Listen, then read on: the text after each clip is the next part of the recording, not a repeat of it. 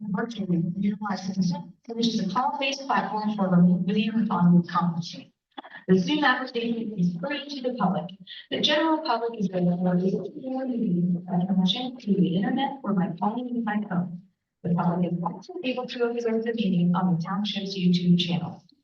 Please continue to check the township website for any updates related to these public meetings. Agendas for these public meetings will also be available on the township's website. Please be reminded that this meeting is be posted to the township's YouTube channel for viewing. The meeting will now proceed with the chairman calling the meeting to order and identifying all other members present in the meeting room and those joining the meeting via Zoom. The chairman will then confirm those members joining by Zoom can be heard. Welcome to the Monday, March 17th, 2025 Board of Supervisors meeting. If you'll rise and join me, pledge to our flag. I pledge allegiance to the flag of the United States of America and to the republic for which it stands, one nation, under God, indivisible, with liberty and justice for all. There's agendas in the back of the. Grab one, please sign in. Joined in the room by all the board members, so it's by Zoom tonight.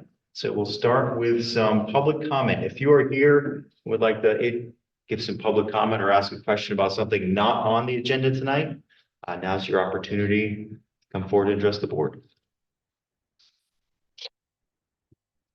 See anything from online? Yes, sir. I just had a question on if and when. You can state your name real quick for the record. Chris, okay. Chris King. Okay. If and when you would plan to meet with that rezone.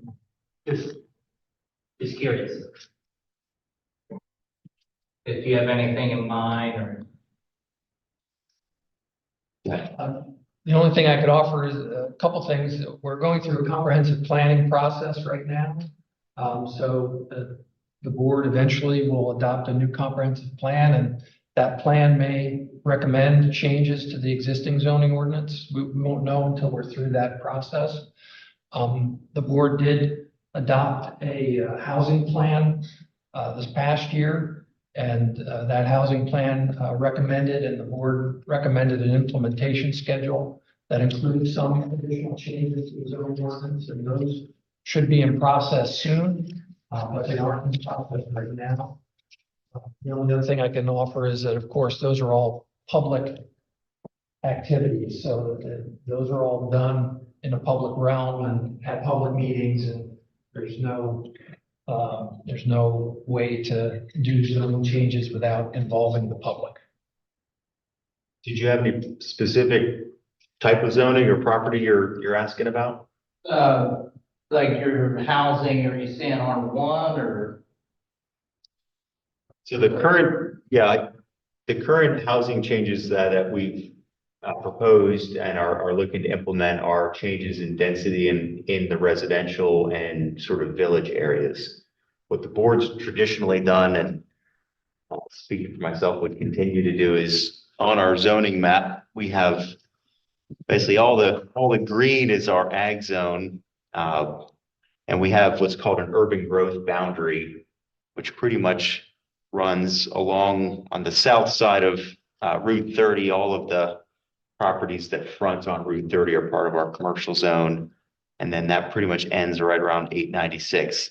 And then back behind Greenfield, Willow Road is the urban growth boundary. So I know we have not discussed nor have any plans to change that urban growth boundary. Our goal is to keep all the development inside that current boundary where we currently have infrastructure, and there are That's what I understood from, but I was just curious if you have any plans. I guess I was more looking at, there's a farm coming in for sale, the Roy Buck Farm. Yeah. And there's 44 acres on the west side of 896 and 67 acres on the east side, and it's zoned ag. And Robert, I think, was on the board here for 7 years. Roy's son, Robert. Oh, Bob was on the zoning hearing board for a while. Zoning, that's right. He wasn't on the board of And supervisors. zoning, yeah. That's what I was checking into, zone ag, how easy is it gonna be to change that? With this board, it's not changing. I realize what I was told, I was just curious, you know. I'm not trying to change it, I'm just, I'd like to see that thing, I mean, we can, but how many supervisors do you need to move out, get others in, to change, rezone, and that was my question. How strategic are you on changing some of those farms from ag into commercial? I don't think I haven't heard anyone say they would like to do that. And all I've ever heard is people saying we want to keep the farms as long as we can humanly do that. But anyone who would buy any property, people have bought properties that are in the ag zone and tried to rezone them in the past. They have failed to do so. If someone were to buy this, and anyone can buy a property and petition for rezoning, we'll listen to it. But speaking for myself, I want to keep farms.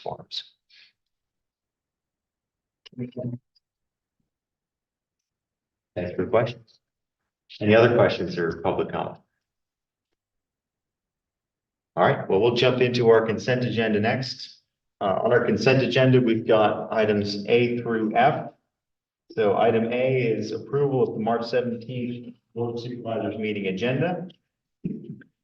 We have approval of the minutes of the Monday, March 3rd, 2025 regular meeting. We have C, a request for plan reinstatement and time extension for township review and action. Goods Mulch Land Development Plan 24-17, Old Philadelphia Pike. The applicant is offering an extension to August 30th, 2025. This is the second time extension for this plan. And we have item D, request for time extension to record conditionally approved plan 23-32, Rockville parcel number 2, 35 South Willowdale Drive. Applicant is requesting extension to June 23rd. This is the second such time extension for this approved plan. We have item E, request for time extension to record conditionally approved plan 23-05, Gish Furniture 2205 Lincoln Highway. Applicant is requesting extension to June 18th, 2025. Third time extension for this plan. We have item F, approval to pay invoices for all funds for a total of $1,901,107. $74. There's 4 items of note. We have $1,501,509.92 to financial for East Lampeter Sewer Authority debt service payments. $69,005.04 to the township fire companies, all 4 of them for first quarter distributions, which would be approximately $17,000 for each. We have $14,000 to Lancaster EMS for our first quarter contribution, and $10,492 to All Traffic Solutions for speed education signs. I'll make a motion to approve the consent agenda, items A through F. Second. We have a motion by Mr. Gallagher, a second by Mr. Meyer. Any board discussions? Just really quick, Ralph, would you explain the ELSA debt service payment? Sure. So the sewer authority is a financing authority for sanitary sewer system capital improvements. So there's an agreement between the authority and the township that the township is responsible for their debt service payments. We do that by billing for sanitary sewer services and using those funds to pay debt service as well as all operating costs to operate the sanitary sewer system. Is that an quarterly payment? No, those most of that is annual. Excellent question. When I see millions, I think it's worthwhile that we do say it out loud. So obviously, there's a number of people at home that are watching more than I thought before. I think that's great. Thank you. Yeah, just for. So the total amount of debt service budgeted in the sewer fund for this year is just under 1.9 million. So an annual payment. Any public comment on the consent agenda? No. All those in favor signify by saying aye. Aye. Any opposed or abstentions? The ayes have it. Moving on to section number 5, old business. 5A, Lancaster Parks Land Development Plan 24-19, 2008 Horseshoe Road. Is there anyone here for this application? Good evening. Anthony Petersham with Lancaster Design Build, here to represent Omar Smoker, the owner of Lancaster Parks.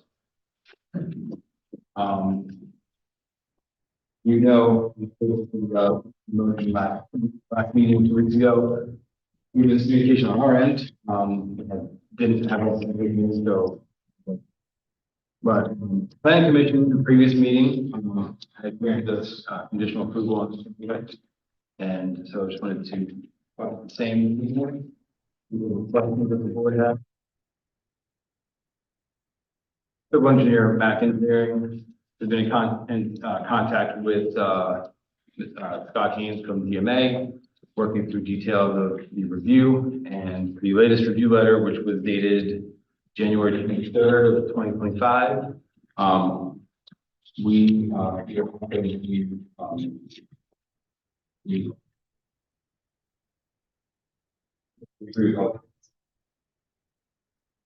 well,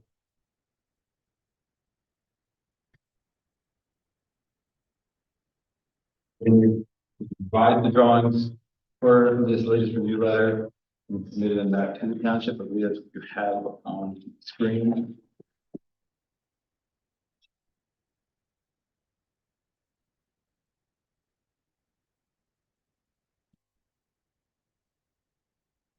Any questions regarding?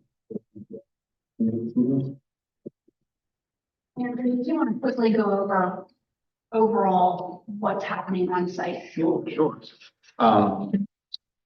Lancaster Parks has been in operation on this property for a number of years. They're a farm support business. Building, service, farm equipment. Anything else you can add to that, Omar? It's been an integral part of the community with that. They're looking to streamline their facilities on the property. There's a bunch of old buildings that we work with the township to bring certification through this build process, working with UVI on those processes. That is mostly done. They're all done and mostly done. So it will be completed in the near future. The proposed plan is to build a new very good facilities.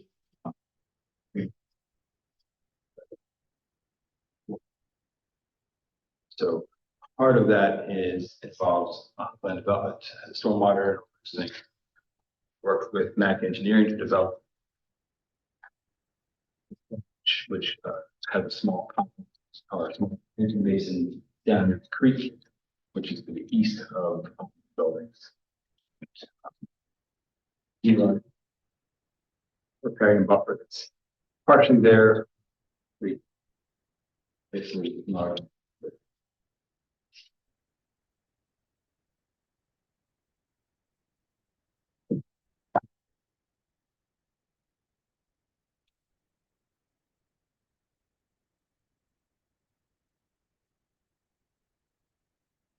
And you obviously expecting additional traffic. So what we are anticipating is that he won't have anything with this. He's basically going to be taking the manufacturing facility where it currently is and just transferring it to the new building. As you're closing some buildings and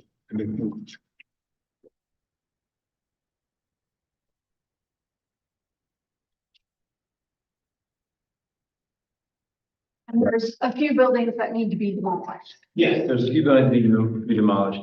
Our statement, actually, if you have the waiver request you have on here, waiver request number 2 is that, we have an initial conversation about traffic impact study.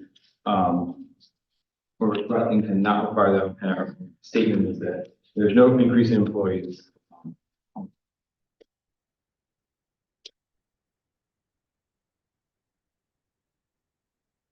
Yes, there's an old existing barn on the. There. And through the process of certifying the existing buildings with ABI, it will be significantly more expensive to fix that and bring it into compliance.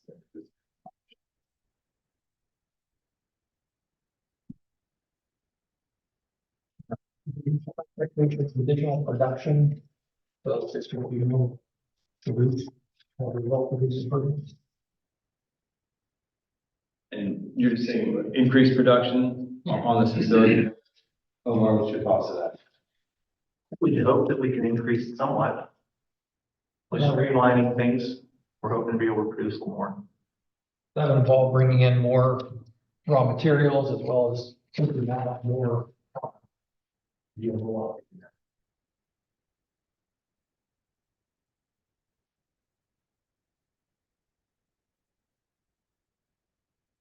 Would any of the materials or delivery of product be done differently than it's done now in terms of different trucks or different? Not that I can foresee.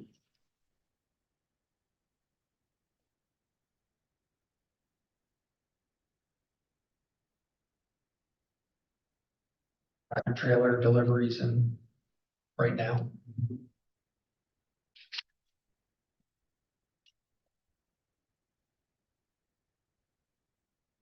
How many buildings are being removed?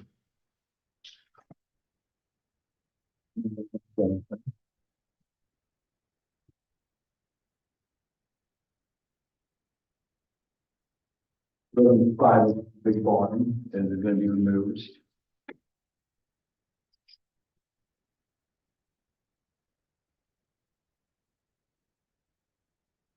There's 2 greenhouses on the property. And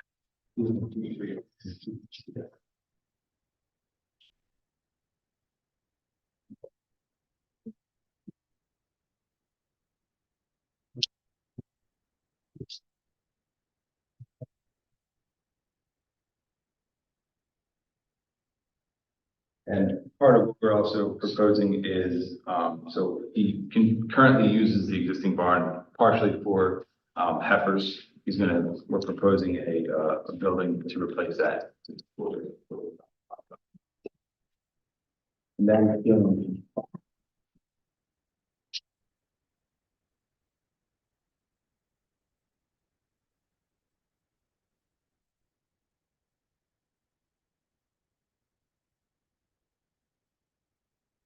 one of the minor changes is that was a comment from the review letter. There's a shed right on it. So we're proposing to move that shed to the other side, so it's completely out.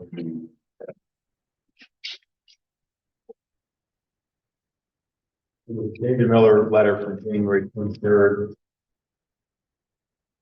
He's recommending granting 1, 2, 3, and then deferring 4.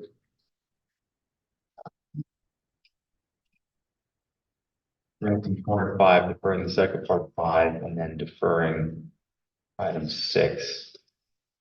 Are you comfortable with all of those conditions and deferrals? That's the sidewalks.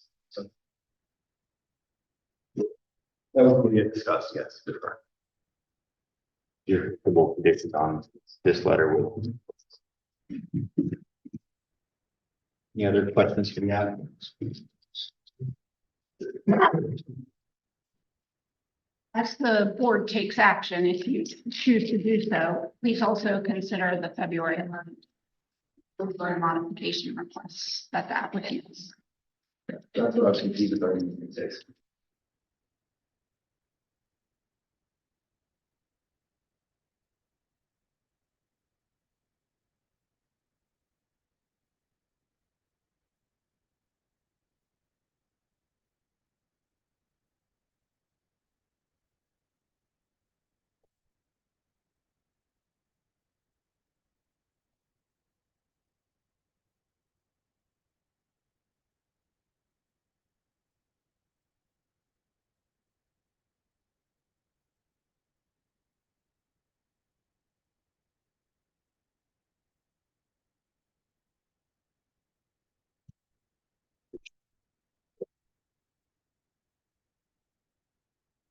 Engineering. Engineering, I have one, but it's from December.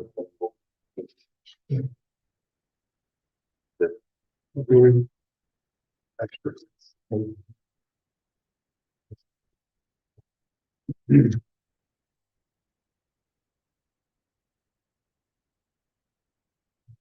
not a copy of the same letter. You guys have it?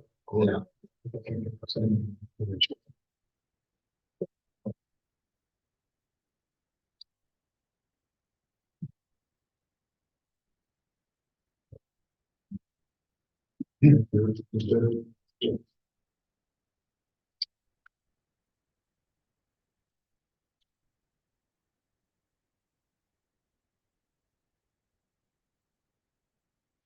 Yes, DMA, like February 11th. Submitted to them. They were submitted, but We did not receive. some of those are similar to the ones that are in the January 23rd review letter, but we haven't received an updated letter. And so staff has reviewed February 11th and doesn't have any issues with it. Yeah, it's on February 11th. Okay. I'm sorry. Got it. Okay. So preliminary plan, no issue. Okay. Traffic study, that was agreed to. Sidewalk at the building, there's macadam and other ways of getting around the building, so that's, we agree with that one. And then the sidewalk, curbing, cartway are in the January 23rd letter, and I would follow those recommendations from you. Making a motion based on approval based on the January 23rd, the February 11th MAC engineering and the town and the planning. Yeah, say that, yeah. I'll make a motion for additional approval based on the February 11th, 2025 MAC engineering letter, January 23rd, 2025 DMA letter, and county plans review. I'll second. Motion by Mr. Meyer, second by Mr. Gallagher. Any board discussion? Any public comment? All those in favor signify by saying aye. Aye. Any opposed or abstentions? Let's have it. Thank you for coming out.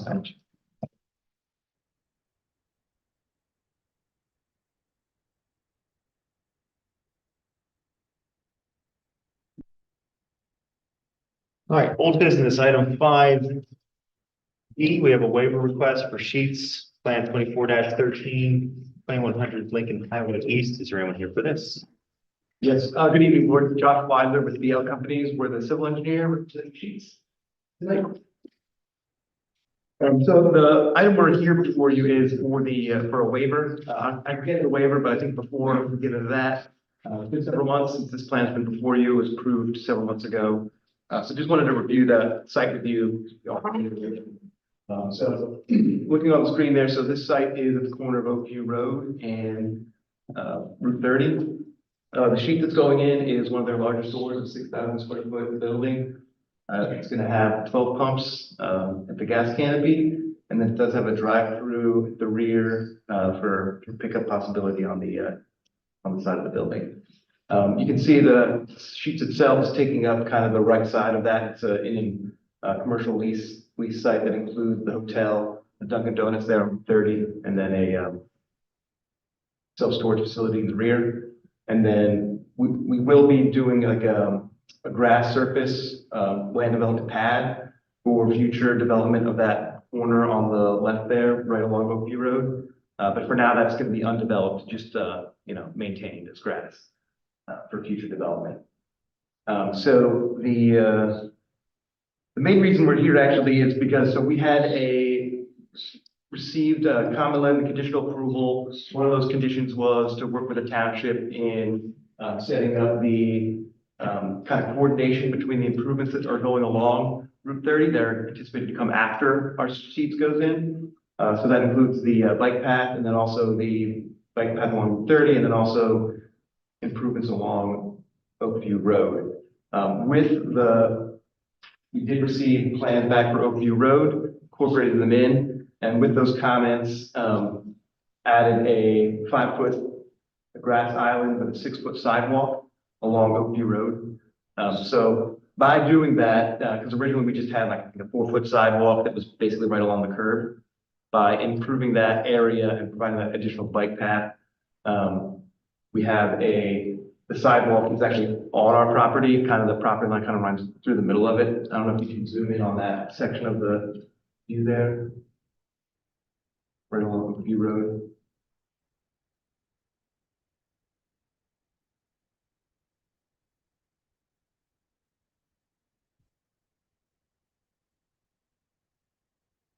So our last review letter from DMA indicated that in order to cross all our T's, dot all our I's, we should really come back to the board requesting a waiver. There's a requirement that sidewalk be placed 1 foot outside of the property line, and we're placing it slightly within our property, kind of, again, almost right through the middle.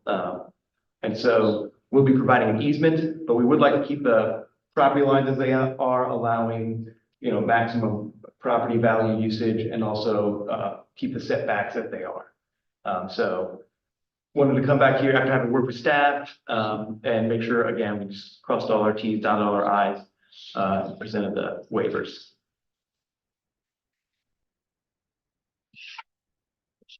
Any other comments from staff? Staff recommends approval. What is construction going to start? We hope this summer. Yep, the sooner the better for us as well. So, it's been sitting with that fence there for a while. So, Love to see those plans go with. For Sheets landfill, 413. We have a motion by Mr. Meyer, second by Mr. Rutt. Any discussion? Public comment? All those in favor signify by saying aye. Aye. Opposed or abstention? The ayes have it. Thank you very much. Thank you. Moving on to new business, item 6A, a request for waiver of land development planning, FedEx facility, 1851 Colonial Village Lane. We're here for this. Mr. Roebucker, I'm on behalf of Colliers Engineering and Design with Civil. Project, and also online, there's FedEx and the general contract for the site. So this site is an existing FedEx ground shipping facility, and FedEx is looking to install a mobile trailer at this property. And we'd be requesting a waiver from land development strictly related to the trailer. And we're in agreement with the planning commission's request that we would submit stormwater management plans within 60 days. And have it reviewed by emergency services. We're in agreement with that, yep. As the trailer is placed on the property, it changes the flow of traffic of the trucks that come onto the property for loading and unloading. And therefore, there will be an increase in impervious surface. There will be relocation of parking areas. And that's basically the idea here, is allow for extended loading and unloading and see a stormwater plan in the near future.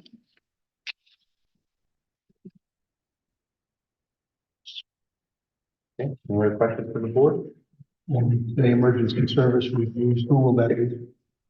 Fire, ambulance, and police. Do you know which one? That'll be Whitmer. Whitmer?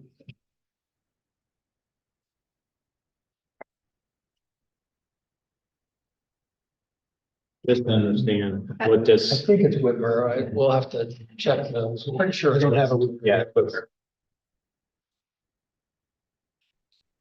so it's basically another sorting spot, Yeah, sorting down shipments.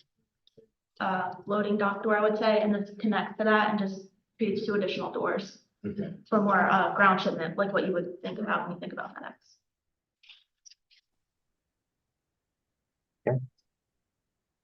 If I could also make one note, this is Keith Itel. I'm from iCAD Services, the general contractor. There is an existing door there. FedEx is just looking to take the single door with this mobile trailer to give them the ability to have 2 shuffling on there with the trailer. But there is an existing door in place.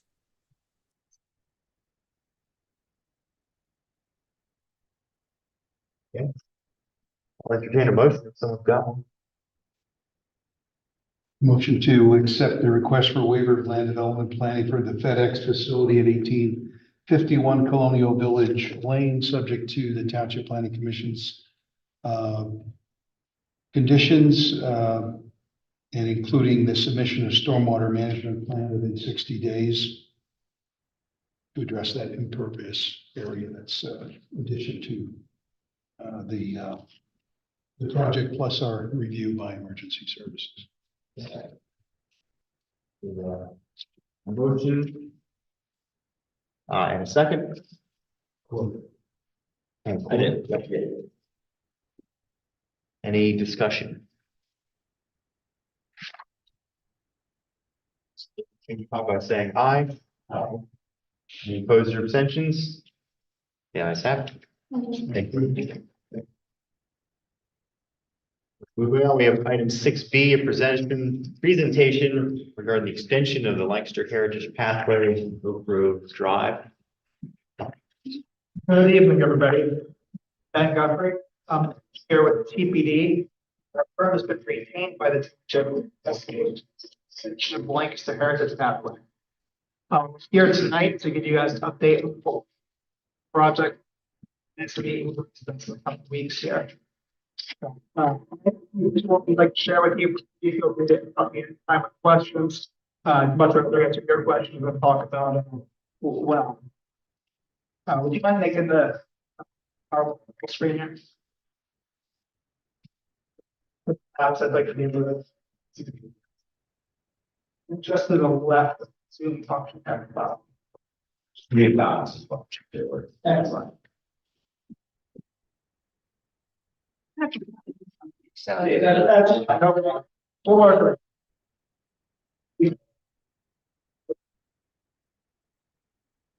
So what you're looking at here in the second slide is a map showing the location of the existing trail. Trail that been open to the public in 2023 in conjunction with the Walnut Street extension.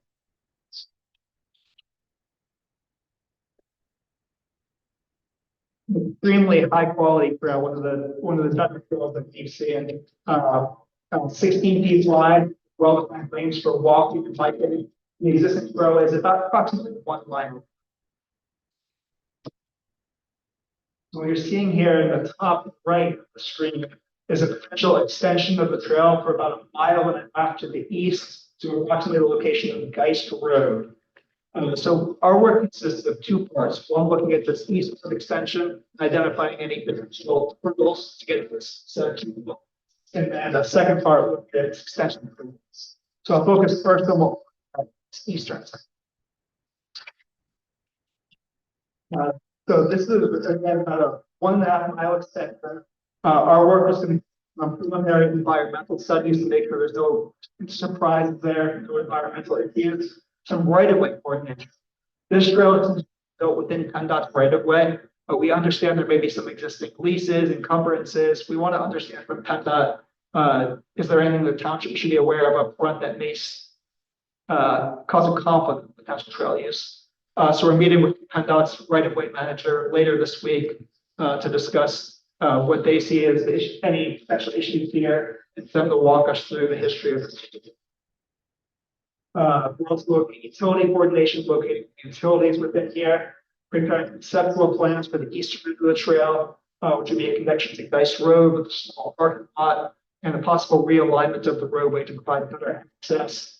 And that trail would ultimately include approximately 34 parking spaces. So we're going to be developing some conceptual plans.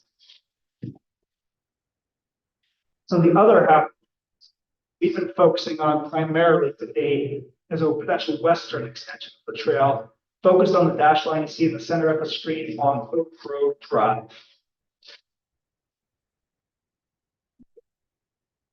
If you click through, this kind of zooms in on the section we've been focused on here. From where the trail ends today, looking at extending that access into the residential neighborhood towards Pitney Road.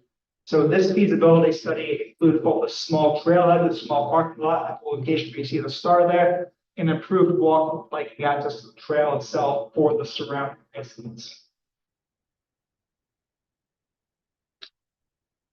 So our focus here is preliminary engineering. So we've done today, we've done traffic counts, traffic analysis for the surrounding roadway network, field observations, including some of the photos you see here tonight, right-of-way research to understand the existing right-of-way conditions, detailed field survey measurements along this full corridor. We produced 3 concepts that are all variations on what would be done here. But more importantly, the reason we're here tonight is we understand that this part of the trail is passing through a residential neighborhood.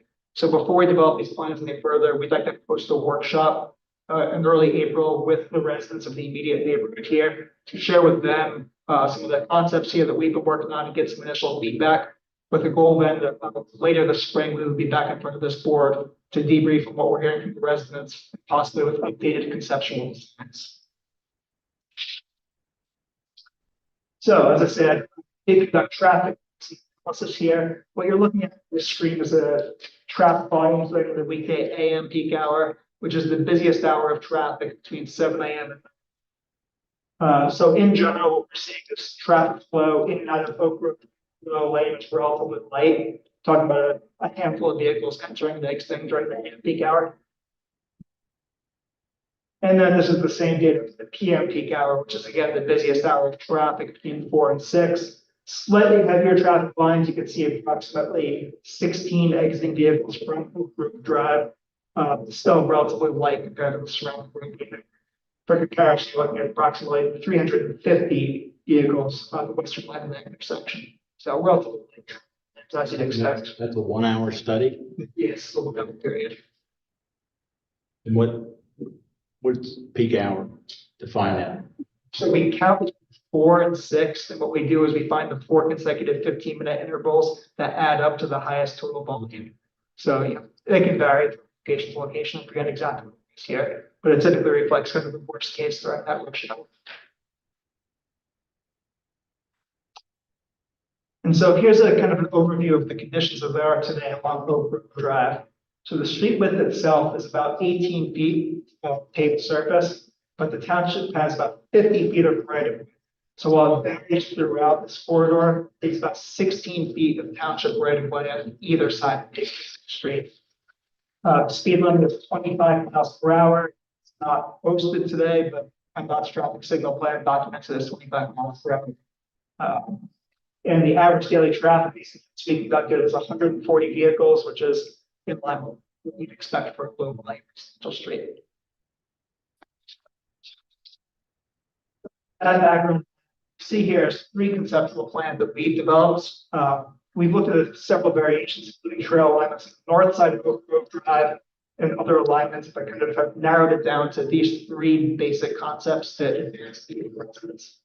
So this is the simplest. What this shows here is a simple 6-foot wide path, southern sides. That's approximately the width of a typical sidewalk. If you click through to the next picture, our team prepared a rendering to help show what. So as you can see, relatively narrow sidewalk, not really designed to accommodate bicyclist traffic. You can see just a single person walking takes up pretty much the full width. So with a design like this, we would recommend that bikes ride straight. You can see what we've shown here is the addition possible share the road markings. You have some traffic coming along with that too. The low volumes of speeds we're talking about here, we do think it would be generally appropriate for bikes to ride in the street. However, it does create some weaving problems, whereas bikes would transition to the trail at either end here. You look at a bike potentially putting across traffic to get to the trail. So for a consistent user experience, it would be nice to have a slightly wider trail to accommodate the bikes and avoid this weaving. So again, that path will be 6 feet wide. Comparison, the existing trail is 16 feet wide. And then at the other end, the recently constructed trail at the corner property that was recently redeveloped, the commercial property there. That existing trail is 12 feet wide. See it in the aerial view on the left-hand side, and the plant in the photo looks like the light inside.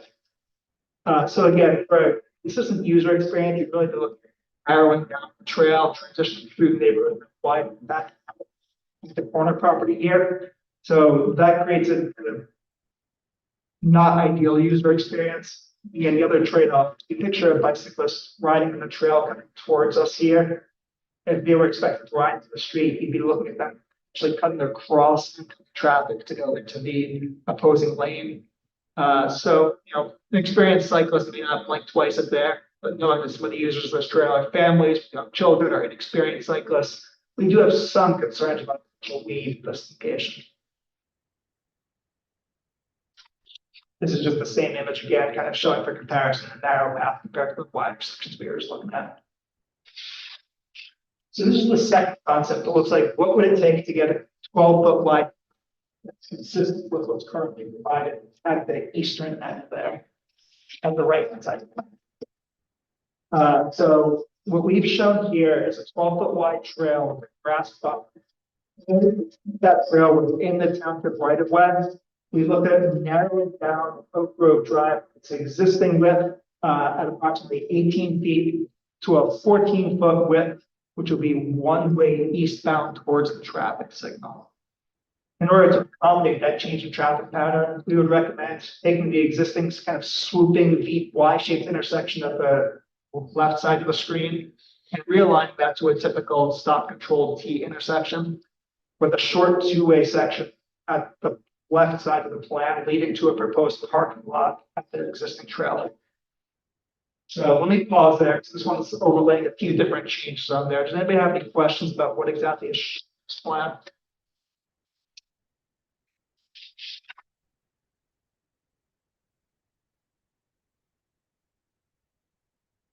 We can always come back to this as well, but the next slide will show what that looks like at the ground level. So again, this would change the street to a traffic pattern at 14 feet wide on 18-foot cartway. It will be one way towards the traffic signal. It would create room for a consistent 12-foot wide trail that would accommodate both bikes and pedestrians. And the third concept we had here kind of looked at the same option. Now that we're considering a one-way conversion, what would that look like with the narrow trail? Could you weave the two concepts together to the benefit of narrowing the footprint there to as little as possible? And so it will look something like this, where we keep the one-way traffic for cars, but the narrower trail kind of minimizing the paved here to the extent possible. We do think that this is negative trade-offs at creating the one-way without creating the wider trail, especially for bicyclists, where the path will be too narrow to really accommodate any kind of bicycle traffic, but with pedestrians. But with the one-way street, a bicyclist coming towards us may not be clear where they're supposed to be riding or really have any legal place to be riding towards the main trailhead. So while we looked at this to find the lightest footprint option, we think the trade-offs here is would not. So now that we have the paper, we're going to reach out to the residents of those neighborhoods, sending a letter, a flyer, inviting them to a workshop at the township building that's also available via Zoom. We'll walk them through with more detail on the table, let them ask questions, let them give us feedback. Whether drainage issues should be aware of, parking issues we should be aware of, whether traffic flow issues we should be aware of, and kind of get their reaction. We know this trail is serving residents of the whole township, and ultimately we need to look beyond the opinions of the immediate residents. But we felt like before we came back to you with recommendations. So step on. So I think you're gonna get a question about who's responsible for snow removal on the path in front of. Um, what we've been typically talking about with the property owners out on Lincoln Highway with a similar 12-foot wide path is that, you know, the existing snow removal ordinance for sidewalks requiring them to clear, I think it's a 4-foot wide path for snow events would still apply for property owners. If they wanted to clear the whole thing, that would be up to them, but all that would be required by ordinance would be the 4-foot wide. Because we don't clear the rest of it. In the winter, the rest of that, we don't do any snow removal on the rest of that whole path. We do not. Auto parks. Which path are you talking about? Greater Lancaster Heritage Pathway, Yeah, we the one don't, that this connects to. yeah, we don't do any on the goat path section. We'll talk to relevant members of the meeting to make sure we understand what the township's policies are, so that we're passing along good information to the residents. Thank you for flagging that. Yeah. Eastern, part of this trail is, they're gonna be, once you, Yes, so the parking need to include some pickup truck and horse trailer. yeah. So that's all gonna be incorporated. In addition to the 34 vehicular spaces, there are the 2 trailer spaces, what we're gonna have to look at. Okay. So again, we're, that part is kind of lagging behind our more detailed design. Right.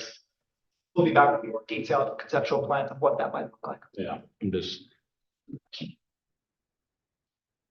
And if you wouldn't mind flipping just to the last map here, I did want to circle back just to place this in context. No problem. There you go. Here's my flip through the last map, which is a little more detailed to the western there.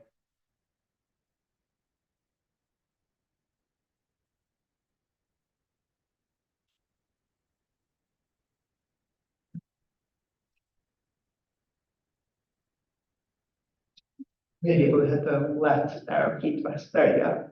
Well, without making it full screen, I'm just going to call your attention to the last section shown on the right here would be a further western extension shown in the white through the. So that would be a next step of this project. That is a different funding source. So we're currently working with the county's consultant project manager to determine exactly what the scope and schedule of that feasibility study would be. But that white dashed line shows a larger vision for ultimately extending the trail down into the city of Lancaster. So while that's outside the scope of what we're currently working on, I think that's important context for how all these pieces fit together. I mean, that's one that we've been saying, okay, what's that look like? What, the exit, how are you getting over that, under that? Yeah, so we're showing a nice smooth white dashed line here, but we understand there's a lot of real obstacles, geographic and railroad, river, and from property owners and undeveloped roadways. So that's going to be a quite a big one. We'll look at several alternatives outside that smooth white curling line. But that's, like I said, we're in the early stages of that, trying to determine what the difference is. So stay tuned. But right now, our focus is really on Oak Road Drive, making sure.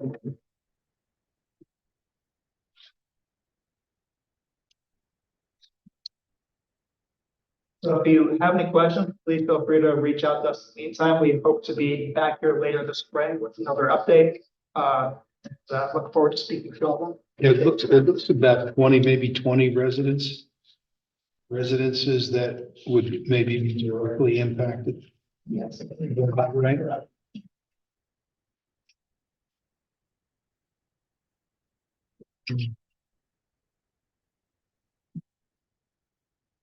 We'll invite both Oak Road property owners as well as Willow Lane. Yes, yeah, the initial flyer went up. Well, we plan to reach out to them again. On changing traffic that would impact the full loop. So, residency, like, I think that increases the number to 30. Yeah.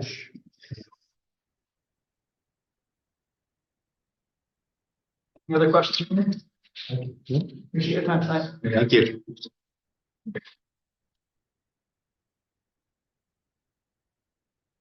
On to item 7A, supervisor discussion item ordinance amendment discussion, the fee in lieu of parkland provisions, the draft the staff is doing.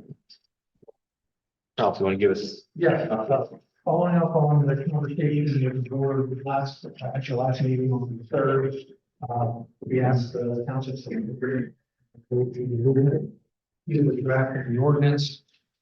We also reached out to the county GIS department to try to get an answer on what's in their system and what data we can get out of that. We don't have an answer back from them yet, so we're still waiting on that. So in terms of looking at the alternative of using a process where the board would set annually a per acre value in these circumstances. We don't have all that information yet, so don't have a full answer for you on that.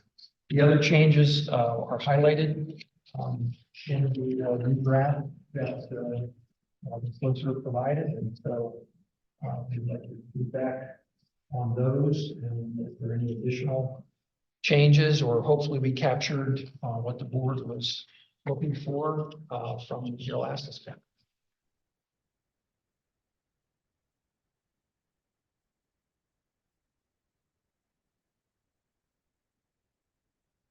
Information on the feasibility of being able to calculate the average land value in the township. We reached out to county GIS, and we don't have an answer back from them. Yet, or they're not giving one. Yeah, we expect to get an answer to that question. We just don't have it yet. The person we were communicating with was on vacation for a period of time, so they know the information we're looking for. We just don't have the answer to it. I would expect that the board would want that information before you want us to go forward with anything else, but if everything else in the draft is what the board was looking for, then that would be the only item left to get you an answer to. Back from the board on the other items. I just appreciate the, the adjustments for affordable housing and some incentives. It's consistent with what we've been talking about. I think this is good. Appreciate staff's work. Basically, setting, here's the amount, in a more direct way, and then saying, and then giving us and future boards the flexibility to adjust based off of other things the developer would do or bring to the table. Great. Okay, well, hopefully we'll have an answer to the GIS information question by the time of your next meeting. And if it all looks good at that point, and you want to go forward with the amendment, then we can start that process.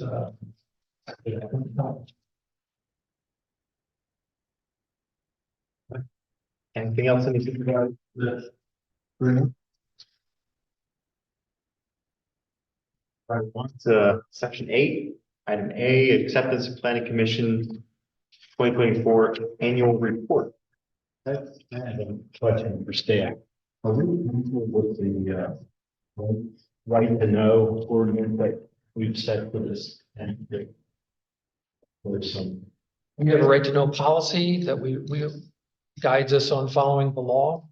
So yes, that was not too long ago. That was modified to address anonymous requests, but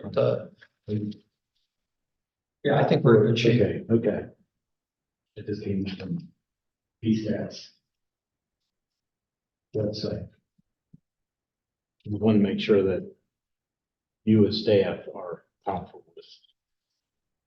There are portions of that law which I don't care for at all, but we follow the law. Okay. Okay. Planning commission annual report we have in front of us. Take action on this or just? Accept it.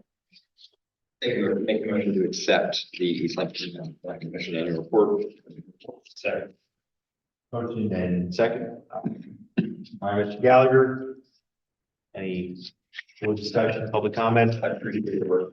You should do a great job and they make our job easier. Yes. All right, all those in favor of accepting the report signify by saying aye. Aye. Aye. Any opposed or abstentions? The ayes have it. Moving on to 8B, authorization to submit grant application T-Mobile. Staff became aware of this program that T-Mobile company provides. We call it Hometown Grant Program. Makes up to $50,000 per project available. We are an eligible applicant, and the project that we would be recommending to propose is our pavilion project at Lockwood Park. There's no match required for this program.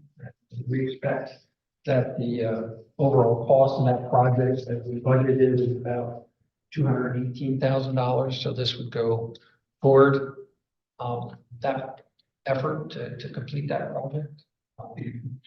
The only requirement that we are aware of is that it have to be completed by March of next year. And so we felt that we were closest in terms of park type projects. The pavilion project is the one we're closest to being able to complete by that time. So that's why we selected that project to submit for this program. We'll complete it with other funding sources. We will make that project happen. So entirely up to the board if you want to go forward. It wasn't a difficult application to put together. We submitted all that work. So if we want to try to work for those funds, it's a way to submit. This question, it looks like there are certain fields that are required. Assuming this is a draft of, yeah. Okay. Great. I'll make a motion that we staff to submit the T-Mobile plan to be. Second. Mr. Gallagher, second by Mr. Meyer. Any discussion? Public comment? I would say appreciate staff for grants like this. These are excellent, and I appreciate the work that goes into looking for them. It makes sense for the Lafayette Pavilion. Time-wise, You know, we got a Gibbons thing going on, but there's no way we could get it done by March next year. So. All those in favor signify by saying aye. Opposed or abstentions? The ayes have it, the motion carries. Moving on to item C, ABC resolution and financial commitment authorizing DCNR grant application for Gibbons Park. Yes, so speaking of Gibbons, this is the other one we've been working on, and we knew that this grant window was opening up this DC in October. We have already applied for funding for the Gibbons Park project. When I say the Gibbons Park, Gibbons Park, which is on the west side. And so we applied for CFA funding in the local share program. Applied for fish and boat funding specifically for parking and the canoe kayak launch. And then this would be the third application that would go in for essentially those same improvements. We did receive notice from Fish and Boat that we were awarded grant funding for that application. And we just got on late Friday after your memo was prepared, the actual grant agreement with Fish and Boat. The important part of that agreement, which you'll see at your next meeting, because you'll need to decide if you want to accept the agreement or not. But the important part of that is that the township would have until the end of 2027 to complete that project and use the Fish and Boat Commission funding. So the CFA application that we already put in, we hope that we'll hear a decision on that sometime this fall. And the DCNR program, which could be authorized tonight if the board wants to, we would expect to hear a decision on that this fall as well.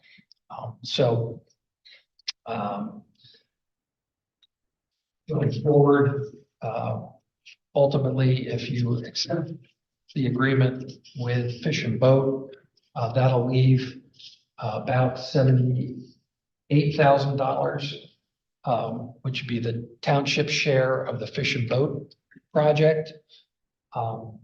If we submit for DCNR and get that funding, that program requires a 50% match.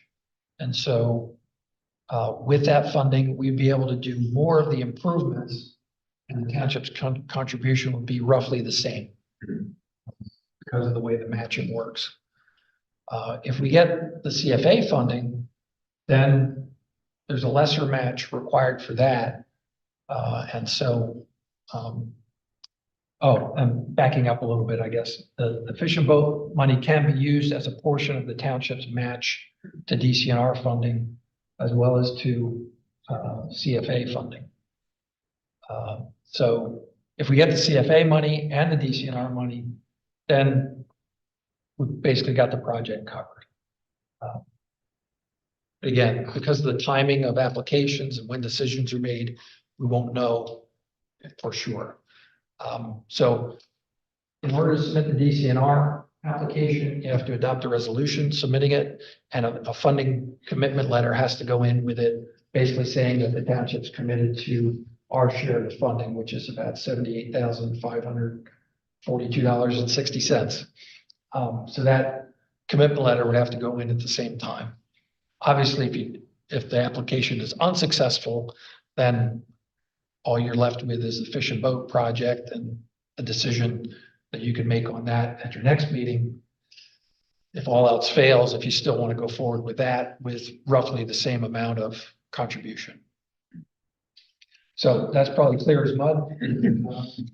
But we'll try to answer questions and help the board and anybody we can to figure that out.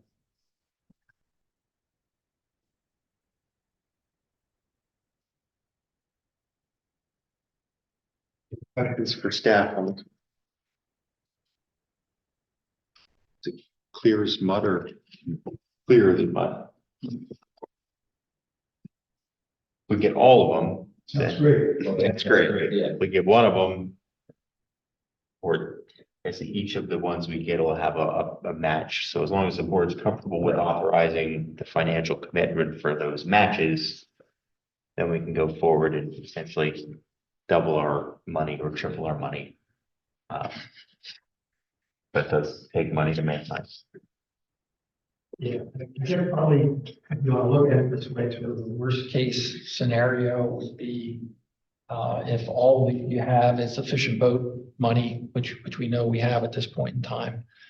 To get that project done, the township's contribution is going to be about $78,000. That's the worst. And that'll get the entrance, the parking area, the canoe and kayak launch, and a trail from the parking area to the canoe kayak launch. And that's about it. What did we budget for 2025 for anything related to Gibbons? Any? You removed. Yeah, we removed it. Because we had a total 600,000 to. That's right, to do do these. every- But you indicated that if we could find funding, Yeah. then we could move. So worst case, 78, at best case, 0. Yes. Yeah. We won't know until go through. Right. Theoretically, this is also a project that won't get done until 2026. So payment. So you actually have to match. Yeah, if whichever one we go through, we have to actually complete the design, get all the permitting done. Go out to bid, build it, and, as the construction is happening, we can ask for reimbursement of the portion that the grant is So there's a covered. 2026, 2027 budget issue. Yeah. Okay. Okay. You don't have a sense for, our conditions of the project we want. Looks good. I mean, in other words, really hard to say. We've done a good bit of engineering for Gibbons Park, so I don't think there's any question about our ability to deliver what's on the concept plan. That would help us, obviously, in our applications. And because we've come, we've got that based on, and that'll be a part of the application. Right, how we came up with the budget numbers Right. based on engineering information, so yes. So I know we were trying to really control those costs and work with the existing grants that we have to fund that. It seems like we do have a little time, and we might even be able to find others if we don't. But sure. If there's another sort of foundation or corporate grant program that we become aware of and we can apply for and gives us a little more than a few months to get it done, then we might be able to look for more dollars. Well, Restford Mill Foundation, do they involved in township projects? Generally, no. We have talked with them about some future maybe cooperation, coordination, with whatever happens at the getting some of their, property, but not park development. Okay. Lancaster Conservancy. They helped us with, no, that was a conservation district. Conservancy, I haven't talked with anybody at the Conservancy. That would be one of, if the board, and I'm on my way out, so this is really, I look to the folks sticking around for the next few budget cycles to lead the way on this one. But if developing Gibbons Mill fully isn't on our 5-year radar to do, then it would be worth having discussion with the Conservancy, but they would want be more of give them the land, let them develop it out as sort of a passive recreation, which would be in line with what they do. So it would be, the asset would still be available to our residents, but we wouldn't be controlling how it's made available.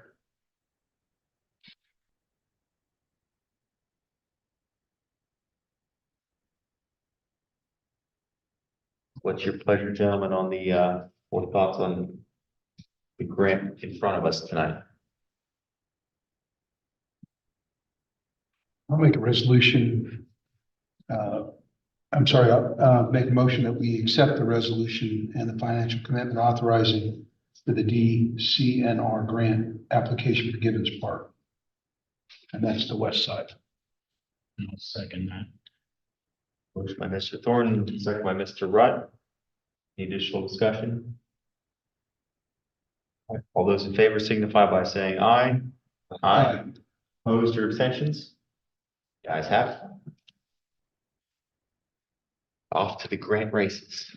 Item 8D, consideration of bids in place payment year of 2025. Yes, they were over the last week. We received 6 bids, which was great. The bid was put out with an initial list of roads, which we called option A, that we definitely wanted to get done. And then also added a couple of roads under option B, so that depending upon the bid amounts, if all of it could be done within the budget, then we at least have that. We wouldn't have to rebid anything like we did last year. So as it turned out, the bids that came in were low enough to be all, option A and option B, all under our budgeted amount of $401,000. The low being from H&K Group, the total being $341,369.69. One thing that was a mistake, we did not include doing the adjustments for ADA ramps on the option B streets. And so in order to do that, we won't have to rebid because the amount is expected to be under the bidding threshold. So we'll have to get 3 quotes on those ADA adjustments in order to do those roads because we're required to, when we resurface, to make those ADA adjustments. We believe, all of that, once we have that information, will still be under the $401,000 budgeted. All of it is eligible work to be paid for with liquid fuels funds.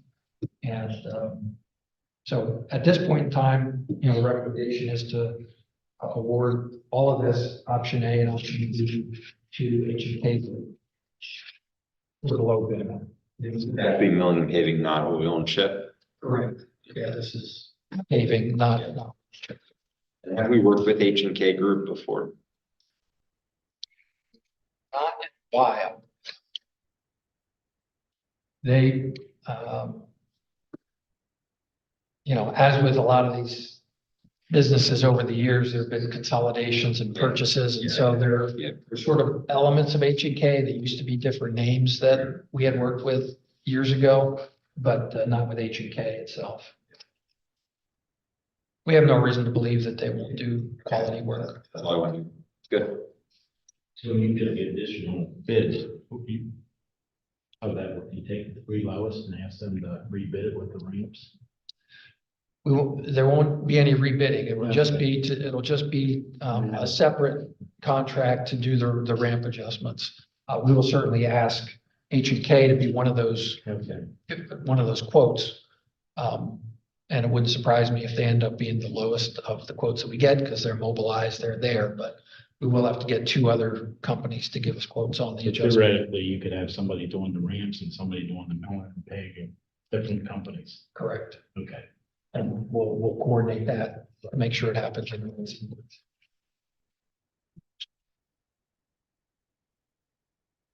Any motion? Make a motion that we award the 125 milling and paving bids to H&K Group for $359.59. And authorize staff to put the additional bids on the ADA ramps on option B, roads, Harmony Hill Drive and Lamplight Circle. It is. All right, we have a motion by Mr. Rudd, second by Mr. Thornton. Any public discussion, board thoughts? All those in favor signify by saying aye. Aye. The ayes have it. Moving on to item 9, the manager's report. Go ahead. Yeah, it's been at the board meeting.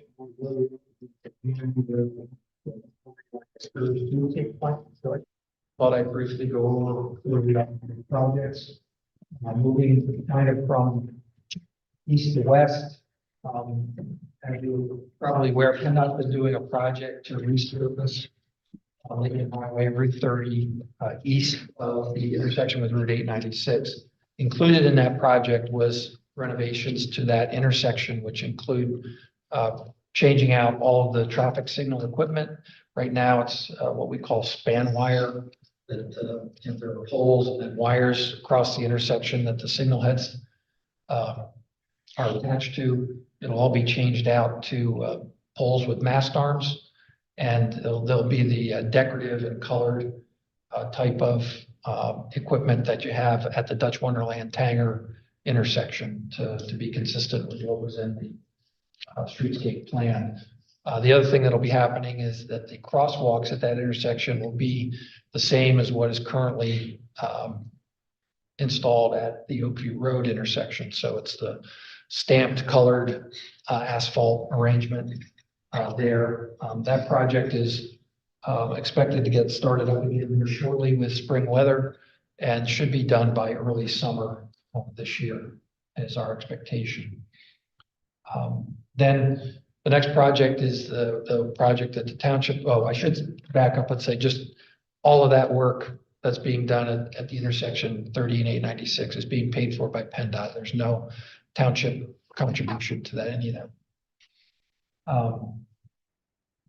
Next project is what we've been calling phase 3 of the implementation plan. And this is essentially from the Cartoon Network property east to a little bit east of Bowman Road is the part of the corridor that we'll be working on.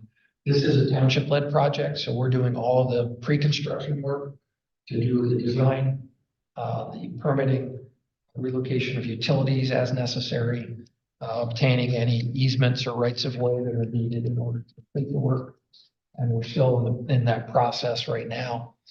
The biggest part of that is finalizing the easements, which are mainly temporary construction easements, but there are some permanent pedestrian easements for the location of sidewalks and the trail on the south side. And there's a little bit of permanent right-of-way that has to be acquired on the south side in the vicinity of the road is escaping me. Pleasant, yeah, I think it's Pleasant. So we're hoping that we'll get all that done and we'll be able to put that out to bid later this year. And then have construction maybe start later this year, but more likely mostly next year. That project is being funded with multimodal funds from Commonwealth Financing Authority, PennDOT. There are some RACB program dollars in it. And again, the township's been doing the pre-construction work at our expense. Depending upon how the bids come in for that project, there may be a need for some additional township dollars and or dollars from the Industrial Commercial Development Authority for that project. So we'll see how the bids come in before we'll know that. The next one is the Western Gateway Project, what we've called the Western Gateway Project, and that's a project that's on display in the back of the meeting room here. That project basically starts at Strasburg Pike on the west side and will continue down to Harvest and the LMH intersection. The pedestrian improvements will make the entire corridor pedestrian friendly, if you will, because right now, essentially between Walmart and Oakview Road, there aren't any pedestrian accommodations at all. So that'll be taken care of by this project.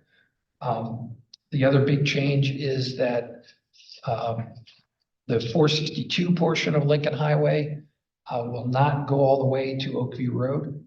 You'll have to use what is now a spur that comes down to intersect where Route 30 is the bypass portion of Route 30 is ending. That intersection will be signalized, which there's no signal there now. And that will hopefully make that intersection safer than it is today. All of the signalized intersections, of which there are 5 existing, plus the 6th one that I just mentioned, will all be, again, the decorative and colored type of signal equipment that we'll get for the entire corridor eventually.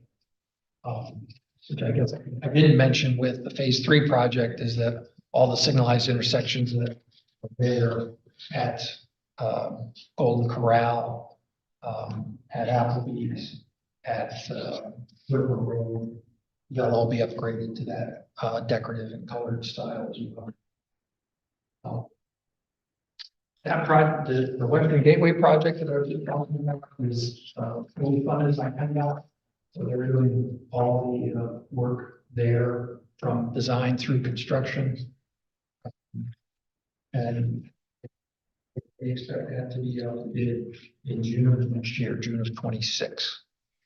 So if it's out to bid at that point in time, some of the work might get started in late 26, but the majority of it will happen in 27. And then the other one I wanted to mention was the Bike Ped Trail project, which again is a township-led project. Funding for this was obtained through the county's Smart Growth Transportation Program. So the township is doing the design and permitting work at township expense, and then the construction will be paid through that transportation program. That project is creating a trail through Florida Park, essentially parallel to the property line that we share with the backside of Walmart.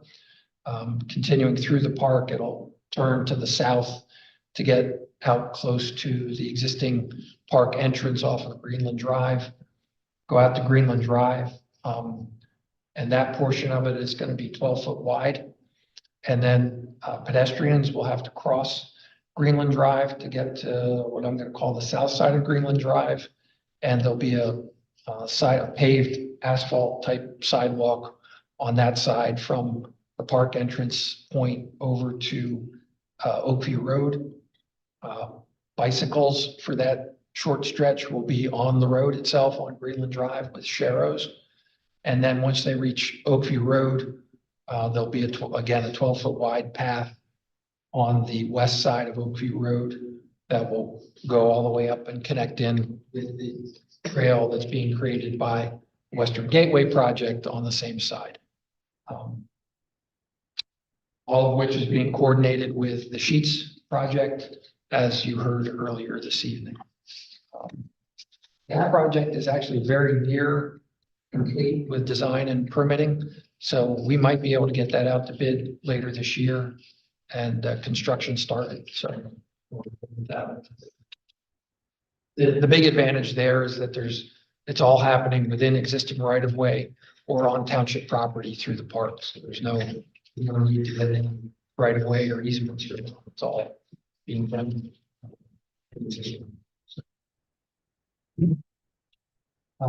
The other projects that are still going on in the corridor are being led by the Industrial Commercial Development Authority, creating the Business Improvement District, working on the gateway signage and the wayfinding signage. Oh, I guess I should mention that with the Western Gateway project, they're looking the gateway sign on that end of the corridor included in that. If you can see that green area that's kind of between the two sides of Lincoln Highway as you approach Oakview Road, it'll be in there. That is one thing that probably the industrial as part of that project, but those details are yet to come. So we've been doing a lot, and unfortunately, it takes a lot of time, but we're getting closer and closer. Happy to answer questions. You talked, I mean, we had seen, it's pretty early in my tenure, the design for some of those, the sign, all of that. Gateway signs? Yes. Yes. Is that set? Yes. Okay.